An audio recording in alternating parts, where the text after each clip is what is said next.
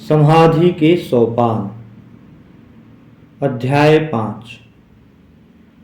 गुरु जो कि स्वयं ईश्वर हैं, उनकी आवाज़ कहती है, अहो मैं सदैव तुम्हारे साथ हूँ। तुम चाहे जहाँ जाओ वहाँ मैं उपस्थित हूँ ही। मैं तुम्हारे लिए ही जीता हूँ। अपनी अनुभूति के फल मैं तुम्हें देता हूँ। तुम मेरे हृदय धन हो, मेरी आँखों के तारे हो। प्रभु में हम एक हैं, हमारा कार्य अनुभूति है, इसलिए मैं तुमसे अपनी एकता की अनुभूति करता हूँ। तुम्हें संसार मरुस्थल तथा संशय के वन में फेंक देने में मुझे भय नहीं होता। यह इसलिए कि मैं तुम्हारी शक्ति की मात्रा को जानता हूँ। मैं तुम्हें अनुभवों के बाद अनुभवों में भेजता हूँ, किंतु तुम्हारे इस भ्रमण में मेरी दृष्टि सदैव तुम्हारा पीछा करती रहती है। क्या तुम पाप करते हो, पुण्य करते हो? वह सब मेरी उपस्थिति में करते हो। मैं उन सभी को देखता हूँ। मैं तुम्हारे सभी मनोभावों को जानता हूँ। सभी प्रकार के अनुभवों एवं विचारों द्वारा मैं मेरे और तुम्हारे बीच के संबंधों को दृढ़ करता हूँ। जब तक तुम मेरी मुक्ति में सहभागी नहीं होते, वह मेरे लिए व्यर्थ है। दूसरे रूप में तुम मेरी ही आत्मा हो। मेरे दर्शनों को तुम जितना अधिक ग्रहण करते हो, उतने ही अधिक हम आध्यात्मिक एकता में बढ़ते जाते हैं। पृथक व्यक्तित्व के पर्दे गिरते जाते हैं। तुम मेरी अपनी आत्मा हो। वे बंधन अत्यंत निकट हैं।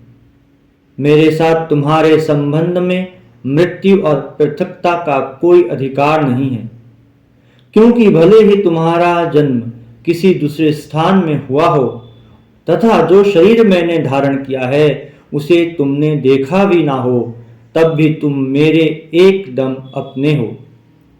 शिष्यत्व मेरा रूप देखने में नहीं है, किंतु वह मेरी इच्छा को समझने में है। तुम मेरी जाल से कभी नहीं बच सकते। मेरी इच्छाओं को ढूंढो, उन शिक्षाओं का अनुसरण करो जो मेरे गुरु ने मुझे दी थी और जिसे मैंने तुम्हें दिया था।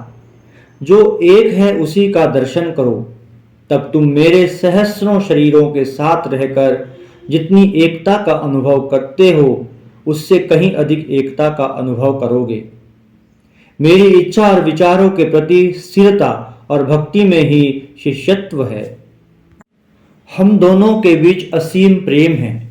शांति में प्रवेश करो। गुरु और शिष्य का संबंध वज्र से भी अधिक कठोर होता है। वह मृत्यु से भी अधिक सशक्त होता है, क्योंकि वे अपरिमेय प्रेम तथा ईश्वरीय सर्वोच्च इच्छा से बंधे हुए हैं। ओम तत्सत। शिष्य प्रशंसा एवं कृतज्ञता से उत्तर देता है, ओ मेरे नाथ, मेरे प्रभु, मेरे सर्वस्व, मुझे यही शिक्षा दी गई है। गुरु ही ईश्वर हैं। वे दिव्य सत्य से विसर्जित होने को व्यग्र हैं। उनका दर्शन ईश्वर का दर्शन है। मेरी आत्मा की मुक्ति के लिए उनका उत्साह अथक है। गुरु की आंखों से मैं भी दर्शन पाता हूँ। सच्चा प्रेम मृत्यु से भी अधिक बलवान है। अरे, वह जन्म से भी अधिक बलवान है। जन्म और मृत्यु मुझे उनके सानिध्य से अलग कर सकते हैं। मैं कहता हूँ झूठ। गुरु ईश्वर हैं। क्या मैं कभी ईश्वर से अलग किया जा सकता हूँ? उनका नाम लेकर संघर्ष करते हुए मैं इस अंधकार समुद्र के उस पार हो जाऊंगा जहां सब कुछ ज्ञान और प्रकाश है। मैं निर्भयता पूर्वक ना समाप्त होने वाले भ्रम के इस जंगल में बढ़ता चला जाऊंगा, क्योंकि वे मेरी सभी गतिविधियों को देख रहे हैं और यदि मैं गिर जाऊं तो वे मुझे उठा देंगे। मेरे रास्ते में कांटे हैं, देखो, वे उन्हें दूर कर देंगे। संशय और प्रलोभन के वन्य पशु मुझ पर भले आक्रमण करें, वे उनका वध कर देंगे, या कदाचित वे मुझे उनके रास्ते में पड़ने देंगे, जिससे कि मैं अपनी शक्ति को जान सकूं। वे मुझे उनके साथ संघर्ष करने देंगे, और जब तक मनुष्य ने अपनी परीक्षा नहीं कर ली है तब तक वह उनकी ईश्वर की शक्ति को कैसे जान सकता है। जन्म और मृत्यु मेरे लिए कुछ भी नहीं है। मैं सभी सीमाओं को काट डालूंगा, मैं सभी बंधनों के परे चला जाऊंगा, मैं उनमें दिव्यता के दर्शन करूंगा। हे गुरुवर, ठीक वही सत्य जो मुझ में है वही तो आप में भी है। आप सूर्य हैं और मैं सूर्य की किरण हूं, और यह भी कि मैं सूर्य हूं और आप उसकी किरण। उपनिषद का महावाक्य तत्त्वम असि, तू वही है, आप पर भी लागू होता है तथा मुझ पर भी। ओ उस अनिर्वचनीय एकत्व की चेतना, गुरु को गुरु रूप में प्रणाम, गुरु को ईश्वर रूप में प्रणाम। ओम तत्सत। तत्त्वमसि अहम ब्रह्मास्मि।